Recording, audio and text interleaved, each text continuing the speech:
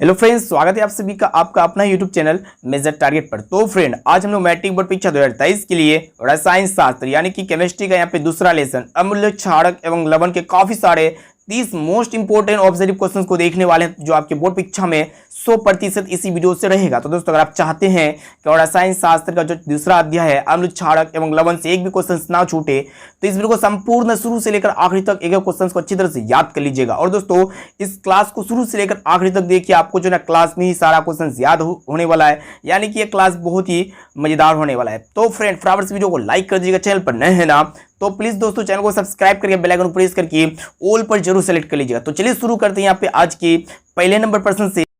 तो आइए दोस्तों देखते हैं यहाँ पे आज का प्रथम प्रश्न। देखिएगा क्या करा है कि निम्नलिखित क्षारकों में कौन प्रबल क्षारक है। तो दोस्तों यहाँ पे ऑप्शन ए में आपका दिया हुआ है NH4OH और ऑप्शन बी है NaOH और ऑप्शन सी है MgOH और ऑप्शन डी है CuOH। तो दोस्तों यहाँ पे प्रबल क्षारक सबसे पहले बता देते हैं।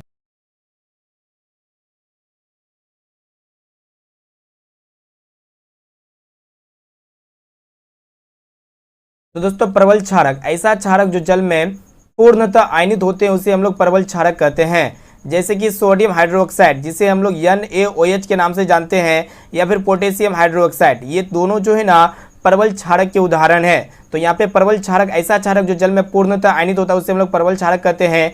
यानी कि यहाँ पे बी वाला ऑप्शन जो है ना करेक्ट आंसर हो जाएगा। अब चलिए दोस्तों देखते हैं यहाँ पे 2 नंबर प्रश्न, जो कि मोस्ट इंपोर्टेंट। देखिएगा दूसरा प्रश्न क्या कराए कि कुछ ऐसे पदार्थ होते हैं जिनकी गंध अम्लीय या क्षारीय माध्यम में बदल जाती है, इन्हें कहते हैं। तो दोस्तों, गंधीय सूचक के प्याज और लौंग ये होते हैं गंधीय सूचक, ठीक है। यानी कि ये ऐसे पदार्थ होते हैं जिनकी गंध अम्लीय या क्षारीय माध्यम में बदल जाती है, इसी को हम लोग गंधीय सूचक कहते हैं। तो यहाँ पे बी वाला ऑप्शन जो है ना बिल्कुल ही सही उत्तर हो जाएगा। अब चलिए दोस्तों देखते हैं यहाँ पे तीसरा प्रश्न, जो कि मोस्ट इंपोर्टेंट है। तो फ्रेंड, प्रश्न देखिएगा क्या कराएगी, सभी धातु कार्बोनेट एवं हाइड्रोजन कार्बोनेट अम्ल के साथ अभिक्रिया करके बनाते हैं। तो दोस्तों ऑप्शन ए में आपका दिया संगत लवण या फिर कार्बन डाइऑक्साइड, और ऑप्शन सी में आपका दिया जल या फिर इनमें से सभी। तो दोस्तों, सभी धातु कार्बोनेट एवं हाइड्रोजन कार्बोनेट का के साथ जो है ना संगत लवण, कार्बन डाइऑक्साइड एवं जल बनाती है, यानी कि ये सभी बनाती है, जो कि यहाँ पे डी वाला ऑप्शन जो है ना बिल्कुल ही सही उत्तर हो जाएगा। अब आइए दोस्तों देखते हैं यहाँ पे चौथा प्रश्न, जो कि मोस्ट इंपोर्टेंट। देखिएगा प्रश्न ये कह रहा है कि सभी अम्लों में पाया जाता है। तो दोस्तों ऑप्शन ए में आपका दिया ऑक्सीजन या फिर हाइड्रोजन या फिर कैल्शियम, और ऑप्शन डी में आपका दिया हुआ है नाइट्रोजन। तो दोस्तों सभी अम्लों में जो है ना हाइड्रोजन पाए जाते हैं, यानी कि यहाँ पे बी वाला ऑप्शन जो है ना बिल्कुल ही सही उत्तर हो जाएगा। और दोस्तों, अम्ल शब्द की उत्पत्ति लैटिन शब्द एसिडस से हुई है, ठीक है, जिसका अर्थ होता है खट्टा। इसे आप लोग को याद रखना है। अम्ल शब्द की उत्पत्ति एसिडस से हुई है, जिसका अर्थ क्या होता है, खट्टा होता है। और दोस्तों यहाँ पे आप लोग को बता देते हैं, अम्ल जो है ना अपने जलीय विलयन में हाइड्रोजन गैस क्या करता है, देता है। यानी कि यहाँ पे बी वाला ऑप्शन जो है ना बिल्कुल ही सही उत्तर हो जाएगा। अब चलिए दोस्तों देखते हैं यहाँ पे 5 नंबर प्रश्न भी बहुत ही महत्वपूर्ण। देखिए, हाइड्रोजन युक्त सभी यौगिक होते हैं। तो दोस्तों ऑप्शन ए में आपका दिया अम्लीय या फिर क्षारीय या फिर दोनों, और ऑप्शन डी में आपका दिया हुआ इनमें से कोई नहीं। तो दोस्तों हाइड्रोजन युक्त सभी यौगिक जो है ना अम्लीय पदार्थ होते हैं, यानी कि यहाँ पे ए वाला ऑप्शन जो है ना बिल्कुल ही सही उत्तर हो जाएगा। और दोस्तों, अम्ल जो होते हैं ना अपने जलीय विलयन में हाइड्रोजन आयन देते हैं, जो धातु से अभिक्रिया कर हाइड्रोजन गैस देता है। अब चलिए दोस्तों देखते हैं यहाँ पे छठा प्रश्न। देखिएगा क्वेश्चन से कराए कि जल में घुलनशील क्षारक के बारे में क्या सत्य, काफी महत्वपूर्ण है। तो दोस्तों ऑप्शन ए में आपका दिया इन्हें क्षार कहते हैं या फिर स्वाद कड़वा होता है, और ऑप्शन सी में आपका दिया प्राकृतिक क्षारक होती है, और ऑप्शन डी में आपका दिया इनमें से सभी। तो दोस्तों जल में घुलनशील क्षारक के बारे में जो है ना इन्हें क्षार कहते हैं, स्वाद कड़वा होता है और प्राकृतिक क्षारक होती है, यानी कि ये तीनों बात जो है ना सत्य है। यहाँ पे डी वाला ऑप्शन जो है ना बिल्कुल ही सही उत्तर हो जाएगा। अब चलिए फ्रेंड देखते हैं यहाँ पे अगला प्रश्न, जो कि मोस्ट इंपोर्टेंट। तो देखिएगा 7 नंबर प्रश्न क्या कराए कि किसी भी उदासीन विलयन का पीएच मान होता है। तो दोस्तों ऑप्शन ए में आपका दिया 5 या फिर 7, और ऑप्शन सी में आपका दिया 14, और ऑप्शन डी में आपका दिया 0। तो दोस्तों जिस भी विलयन के पीएच का मान 7 होता है तो वह विलयन उदासीन होता है, यानी कि यहाँ पे बी वाला ऑप्शन जो है ना बिल्कुल ही सही उत्तर हो जाएगा। और दोस्तों जिस भी विलयन के पीएच का मान 7 से अधिक होता है तो वह विलयन जो है ना क्षारीय प्रकृति का होता है, और जो भी विलयन के पीएच का मान 7 से कम होता है ना तो विलयन अम्लीय प्रकृति का होता है।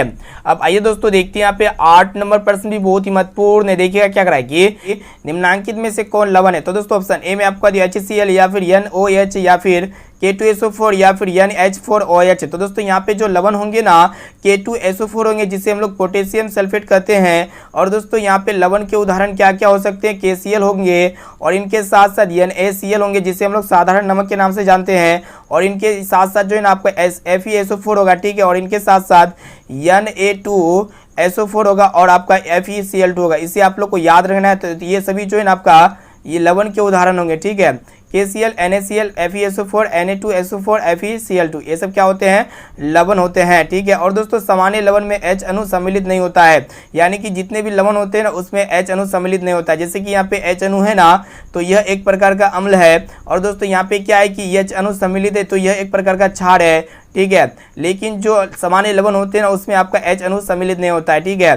तो यहाँ पे OH एक प्रकार का क्षार होता है। आप लोग यहाँ पे क्षार, अम्ल और यहाँ पे जो है ना लवण को कैसे पहचानिएगा, तो सबसे मस्त तरीका होता है, यानी कि यहाँ पे जो है ना जो लवण होते हैं ना, यहाँ पे क्या होगा कि आपका लवण में क्या होता है कि हाइड्रोजन अणु होगा, ठीक है, H अणु सम्मिलित होगा।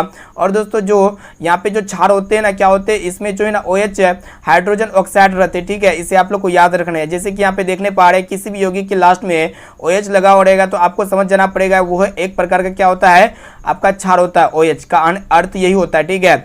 अब चलिए दोस्तों देखते हैं यहाँ पे 9 नंबर प्रश्न जो कि काफी महत्वपूर्ण है। तो फ्रेंड प्रश्न ये रहा है कि किसी लाल तत्व आयरन पर जब जलवाष्प प्रवाहित करते हैं तो यहाँ पे जो है ना कौन सा यौगिक प्राप्त होता है। तो दोस्तों यहाँ पे ऑप्शन ए में आपका दिया हुआ है FeO या फिर Fe2O3 या फिर Fe3O4 या फिर FeS। तो दोस्तों यहाँ पे किसी भी लाल तत्व आयरन पर जब जलवाष्प प्रवाहित करेंगे ना, तो यहाँ पे जो कंपाउंड बनेगा ना आयरन ऑक्साइड बनेगा, जिससे हम लोग Fe3O4 के नाम से जानते हैं। यानी कि यहाँ पे सी वाला ऑप्शन जो है ना बिल्कुल ही सही उत्तर हो जाएगा। अब आइए दोस्तों देखते हैं यहाँ पे 10 नंबर प्रश्न जो कि काफी महत्वपूर्ण है। देखिएगा प्रश्न एक रहा है कि हमारे शरीर में पीएच कितने परास के बीच कार्य करता है, काफी महत्वपूर्ण है। तो दोस्तों यहाँ पे ऑप्शन ए में आपका दिया 6.0 से 6.8 और ऑप्शन बी है 7.0 से 7.8 और ऑप्शन सी है 2.1 से 3.8 और ऑप्शन डी में आपका दिया 5.1 से 5.8। तो दोस्तों हमारे शरीर में जो पीएच का जो मान यानी कि जो रेंज होता है ना, ये आपका 7.0 से 7.8 के बीच कार्य करता है।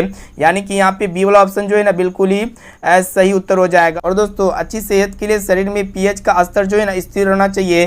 पीएच लेवल को सामान्य रखने के लिए एल्कलाइन डाइट यानी क्षारीय आहार लेना बहुत ही जरूरी है, ठीक है। यहाँ पे हम लोग जो भी पॉइंट्स को बता रहे हैं ना, तो सभी पॉइंट्स को यहाँ पे क्लियरली याद होना चाहिए, ठीक है। अब आइए दोस्तों देखते हैं यहाँ पे 11 नंबर प्रश्न जो कि मोस्ट इंपोर्टेंट है। देखिएगा क्या कर रहा है कि धोने का सोडा का रासायनिक सूत्र है। तो दोस्तों ऑप्शन ए में आपका दिया हुआ है Na2CO3 10H2O या फिर Na2COH2O और ऑप्शन सी है NaCO3 10H2O और ऑप्शन डी में आपका दिया हुआ है NaCO4 10H2O। तो दोस्तों जो धोने का सोडा का जो रासायनिक सूत्र होता है ना Na2CO3 10H2O होता है।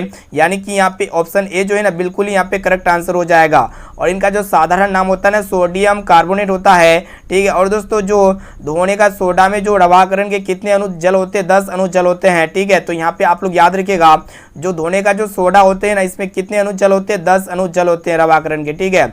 इसीलिए यहाँ पे ऑप्शन ए जो है ना बिल्कुल ही सही उत्तर हो जाएगा। और दोस्तों धोने का सोडा का जो साधारण नाम होता है ना सोडियम कार्बोनेट होता है, इसे आप लोग को याद रखना है। मोस्ट इंपोर्टेंट यहाँ पे आप लोग को सभी क्वेश्चंस को बता रहे हैं, इसीलिए आप अभी तक वीडियो को लाइक नहीं किया ना, तो प्लीज दोस्तों फटाफट से वीडियो को लाइक कर दीजिएगा। अब चलिए दोस्तों देखते हैं यहाँ पे अगला प्रश्न जो कि काफी महत्वपूर्ण है। तो फ्रेंड देखिए यहाँ पे 12 नंबर प्रश्न क्या कराए कि बेकिंग सोडा का रासायनिक नाम है। तो दोस्तों ऑप्शन ए में आपका दिया सोडियम कार्बोनेट और ऑप्शन बी है सोडियम हाइड्रोजन कार्बोनेट और ऑप्शन सी है कैल्शियम कार्बोनेट और ऑप्शन डी में आपका दिया कैल्शियम हाइड्रोजन कार्बोनेट। तो दोस्तों बेकिंग सोडा का जो रासायनिक नाम होता है ना सोडियम हाइड्रोजन कार्बोनेट होता है। यानी कि यहाँ पे बी वाला ऑप्शन जो है ना बिल्कुल ही सही उत्तर हो जाएगा। और दोस्तों बेकिंग सोडा का जो रासायनिक सूत्र होता है ना NaHCO3 होता है, इसे आप लोग को याद रखना है।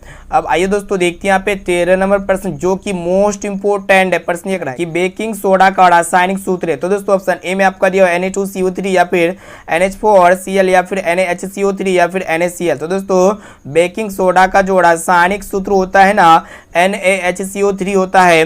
यानी कि यहाँ पे सी वाला ऑप्शन जो है ना बिल्कुल ही सही उत्तर हो जाएगा, यानी कि सोडियम हाइड्रोजन कार्बोनेट होता है। अब चलिए दोस्तों देखते हैं यहाँ पे अगला प्रश्न है। तो फ्रेंड देखिए यहाँ पे 14 नंबर प्रश्न भी बहुत ही महत्वपूर्ण है कि जल की अस्थायी कठोरता को हटाने के लिए किसका उपयोग किया जाता है। तो दोस्तों ऑप्शन ए में आपको दे बेकिंग सोडा का, या फिर धोने का सोडा का, या फिर विरंजक चूर्ण का, या फिर इनमें से कोई नहीं। तो दोस्तों जल की अस्थायी कठोरता को हटाने के लिए जो है ना धोवन सोडा का उपयोग किया जाता है, यानी कि यहाँ पे धोने वाला सोडा जिसे हम लोग कहते हैं। और दोस्तों ये धोवन सोडा का जो रासायनिक सूत्र होता है ना NaCO3 10H2 होता है, यानी कि जो धोने का सोडा होता है ना इसमें रवाकरण के 10 अणु होते हैं। ठीक है, इसे आप लोग को याद रखना है। अब आइए दोस्तों देखते हैं यहाँ पे 15 नंबर प्रश्न जो कि मोस्ट इंपोर्टेंट है कि सोडा अम्ल अग्निशामक में किसका उपयोग किया जाता है, काफ़ी महत्वपूर्ण है। तो फ्रेंड ऑप्शन ए में आपका सोडियम कार्बोनेट का, या फिर कैल्शियम कार्बोनेट का, या फिर सोडियम हाइड्रोजन कार्बोनेट का, या फिर कैल्शियम बाइकार्बोनेट का। तो दोस्तों सोडा अम्ल अग्निशामक में जो है ना सोडियम हाइड्रोजन कार्बोनेट का उपयोग किया जाता है, यानी कि यहाँ पे सी वाला ऑप्शन जो है ना बिल्कुल ही सही उत्तर हो जाएगा। तो फ्रेंड अभी तक वीडियो को लाइक नहीं किया ना तो प्लीज़ दोस्तों फटाफट से वीडियो को लाइक कर दीजिएगा। चैनल पर नए हैं ना तो प्लीज़ दोस्तों चैनल को सब्सक्राइब करके बेल आइकन को प्रेस करके ऑल पर जो है ना जरूर सेलेक्ट कर लीजिएगा। अब चलिए दोस्तों देखते हैं यहाँ पे अगला प्रश्न है। तो फ्रेंड देखिए यहाँ पे 16 नंबर प्रश्न जो कि मोस्ट इंपोर्टेंट है कि सल्फेट अर्ध हाइड्रेट या फिर हेमीट्राइहाइड्रेट का जो अन्य नाम होता है ना क्या होता है। ऑप्शन ए में आपका जिप्सम, या फिर प्लास्टर ऑफ पेरिस, या फिर विरंजक चूर्ण, या फिर इनमें से कोई नहीं। तो दोस्तों सल्फेट अर्ध हाइड्रेट या हेमीट्राइहाइड्रेट का जो अन्य नाम होता है ना प्लास्टर ऑफ पेरिस होता है, यानी कि यहाँ पे बी वाला ऑप्शन जो है ना बिल्कुल ही सही उत्तर हो जाएगा। दोस्तों प्लास्टर ऑफ पेरिस का जो रासायनिक सूत्र होता है ना CaSO4 होता है, इसे आप लोग को याद रखना है। ठीक है, काफ़ी महत्वपूर्ण प्रश्न है। अब चलिए दोस्तों देखते हैं यहाँ पे अगला प्रश्न। तो दोस्तों देखिएगा 17 नंबर प्रश्न क्या कर रहा है कि बेकिंग पाउडर का अणुसूत्र क्या है। तो दोस्तों ऑप्शन ए में आपका दिया हुआ Na2CO3, या फिर CaCO3, या फिर NaHCO3, या फिर NaNO3। तो दोस्तों बेकिंग पाउडर का जो अणुसूत्र होता है ना NaHCO3 होता है, यानी कि सोडियम हाइड्रोजन कार्बोनेट होता है। इसे हम लोग खाने वाला सोडा के नाम से जानते हैं, और इसका जो साधारण नाम होता है ना सोडियम बाइकार्बोनेट होता है। काफ़ी महत्वपूर्ण प्रश्न है। अब चलिए दोस्तों देखते हैं यहाँ पे अगला प्रश्न है। यहाँ पे सभी क्वेश्चंस को काफ़ी महत्वपूर्ण बता रहे हैं, इसीलिए एक एक क्वेश्चंस को जो ना याद करते हुए चलिएगा। तो देखिए यहाँ पे 18 नंबर प्रश्न क्या कराए कि निम्नलिखित में कौन विजातीय यौगिक है। तो दोस्तों ऑप्शन ए में आपका तो चूना पत्थर, या फिर खड़िया, या फिर संगमरमर, या फिर प्लास्टर ऑफ पेरिस। तो दोस्तों यहाँ पे जो विजातीय यौगिक होगा ना प्लास्टर ऑफ पेरिस होगा, जो कि यहाँ पे डी वाला ऑप्शन जो है ना बिल्कुल ही सही उत्तर हो जाएगा। दोस्तों विजातीय यौगिक विभिन्न पदार्थों से मिलकर बना होता है, इसे आप लोग को याद रखना है। अब आइए दोस्तों देखते हैं यहाँ पे 19 नंबर प्रश्न भी बहुत ही महत्वपूर्ण है। क्या करा है कि निम्नलिखित में यहाँ पे बताना है कि निम्नलिखित में सेहत का कौन सा मान क्षारक विलयन का मान देता है, काफ़ी महत्वपूर्ण है। तो दोस्तों यहाँ पे आप लोग को बता देते हैं जो विलयन होता है जिसका pH मान 7 से अधिक होता है वो विलयन क्या होता है, क्षारक विलयन का मान देता है। तो यहाँ पे डी वाला ऑप्शन जो है ना बिल्कुल ही करेक्ट आंसर हो जाएगा। मोस्ट इंपोर्टेंट है ये प्रश्न आपके बोर्ड परीक्षा के लिए। अब चलिए दोस्तों देखते हैं यहाँ पे 20 नंबर प्रश्न को देखिएगा ध्यानपूर्वक। क्या करा है कि काफ़ी महत्वपूर्ण है कि निम्नलिखित अम्लों में से कौन प्रबल अम्ल है। तो दोस्तों यहाँ पे जो है ना प्रबल अम्ल यानी कि स्ट्रॉन्ग एसिड बताना है। तो दोस्तों ऑप्शन ए में आपका लैक्टिक अम्ल, या फिर ऑप्शन बी में आपका दिया हुआ एस्कॉर्बिक अम्ल, या फिर सल्फ्यूरिक अम्ल, या फिर फॉर्मिक अम्ल। तो दोस्तों यहाँ पे जो सल्फ्यूरिक अम्ल है ना ये प्रबल अम्ल है, यानी कि यहाँ पे सी वाला ऑप्शन जो है ना करेक्ट आंसर हो जाएगा। और दोस्तों प्रबल अम्ल उसे कहते हैं ऐसा अम्ल जो जल में पूर्णतः आयनित होते हैं उसे हम लोग प्रबल अम्ल कहते हैं। जैसे कि आपका प्रबल अम्ल के क्या क्या उदाहरण हो सकता है, H2SO4 होगा, और इनके साथ साथ HCl होगा। और दोस्तों प्रबल अम्ल के और भी उदाहरण होता है जैसे कि HNO3 जिसे हम लोग नाइट्रिक अम्ल के नाम से जानते हैं। ये सभी जो है ना आपका प्रबल अम्ल है। अब चलिए दोस्तों देखते हैं यहाँ पे 21 नंबर प्रश्न जो कि काफ़ी महत्वपूर्ण। देखिएगा क्या करा है कि लैक्टिक अम्ल का प्राकृतिक स्रोत है, यानी कि लैक्टिक अम्ल जो है ना किस में पाया जाता है। तो दोस्तों ऑप्शन ए में आपका दही में, या फिर इमली में, या फिर सिरका में, या फिर टमाटर में। तो दोस्तों जो लैक्टोबैसिलस एसिड होता है ना ये दही में पाए जाते हैं, यानी कि यहाँ पे ए वाला ऑप्शन जो है ना बिल्कुल ही करेक्ट आंसर हो जाएगा। अब आइए दोस्तों देखते हैं यहाँ पे 22 नंबर प्रश्न क्या करा है कि चींटी के डंक और नेटल के डंक में कौन सा अम्ल पाया जाता है। ऑप्शन ए में आपका दिया हुआ है सिट्रिक अम्ल, या फिर लैक्टिक अम्ल, या फिर एसेटिक अम्ल, और ऑप्शन डी में आपका दिया हुआ है मेथोनोइक अम्ल। तो दोस्तों जो चींटी के डंक और नेटल के डंक होते हैं ना इसमें मेथोनोइक अम्ल पाए जाते हैं, जो कि यहाँ पे डी वाला ऑप्शन जो है ना करेक्ट आंसर हो जाएगा। और दोस्तों नींबू, संतरा और मौसमी में जो है ना सिट्रिक अम्ल पाए जाते हैं, और दही में जो है ना लैक्टिक अम्ल पाए जाते हैं। इसे आप लोग को याद रखना है। अब आइए दोस्तों देखते हैं यहाँ पे 23 नंबर प्रश्न भी बहुत ही महत्वपूर्ण है कि देखिएगा कि दांतों का क्षय कब प्रारंभ होता है। तो दोस्तों दांतों का क्षय तब प्रारंभ होता है जब मुंह का पीएच मान जो है ना 5.5 से कम होने लगता है। ठीक है, तो यहाँ पे ऑप्शन नंबर बी जो है ना करेक्ट आंसर हो जाएगा। अब चलिए दोस्तों देखते हैं यहाँ पे अगला प्रश्न है। तो फ्रेंड देखिए यहाँ पे 24 नंबर प्रश्न भी बहुत ही महत्वपूर्ण है कि हमारे पेट जिसे हम लोग उदर से कौन सा अम्ल उत्पन्न होता है, जिसे हम लोग उदर कहते हैं। तो दोस्तों हमारे आमाशय यानी कि पेट में जो है ना कौन सा अम्ल पाया जाता है। तो दोस्तों हाइड्रोक्लोरिक अम्ल पाया जाता है, जो कि यहाँ पे सी वाला ऑप्शन जो है ना करेक्ट आंसर हो जाएगा। अब आइए दोस्तों देखते हैं यहाँ पे 25 नंबर प्रश्न जो कि काफी महत्वपूर्ण है। देखिएगा क्या करा है कि हाइड्रोक्लोरिक अम्ल एवं सोडियम हाइड्रोक्साइड के विलयन की अभिक्रिया से उत्पन्न लवण को क्या कहते हैं। काफी महत्वपूर्ण है। तो दोस्तों हाइड्रोजन क्लोराइड कहते हैं या फिर सोडियम क्लोराइड कहते हैं या फिर हाइड्रोक्साइड कहते हैं या फिर इनमें से कोई नहीं। तो दोस्तों हाइड्रोक्लोरिक अम्ल एवं सोडियम हाइड्रोक्साइड के विलयन की अभिक्रिया से उत्पन्न जो लवण होते हैं ना, कौन सा लवण उत्पन्न होते हैं, सोडियम क्लोराइड लवण उत्पन्न होते हैं। यानी कि यहाँ पे ऑप्शन बी जो है ना बिल्कुल ही सही उत्तर हो जाएगा। तो फ्रेंड अभी तक आप चैनल को सब्सक्राइब नहीं किए ना, तो प्लीज़ दोस्तों चैनल को सब्सक्राइब करके बेल आइकन को प्रेस करके जो है ना ऑल पर जरूर सेलेक्ट कर लीजिएगा, ताकि यहाँ पे फ्यूचर में जब भी कोई लाइव क्लास हो ना तो आपको हमेशा नोटिफिकेशन मिलता रहे। अब चलिए फ्रेंड देखते हैं यहाँ पे 26 नंबर प्रश्न जो कि काफी महत्वपूर्ण है कि निम्नलिखित में कौन क्षारक नहीं है। तो दोस्तों यहाँ पे देखिएगा ऑप्शन ए में आपका दिया हुआ है KOH या फिर NaCl या फिर AlOH3 या फिर ZNO। तो दोस्तों आप लोग को बताएं जो क्षारक होता है ना, यहाँ पे क्षारक नहीं है। तो देखिएगा यहाँ पे क्षारक कौन कौन है।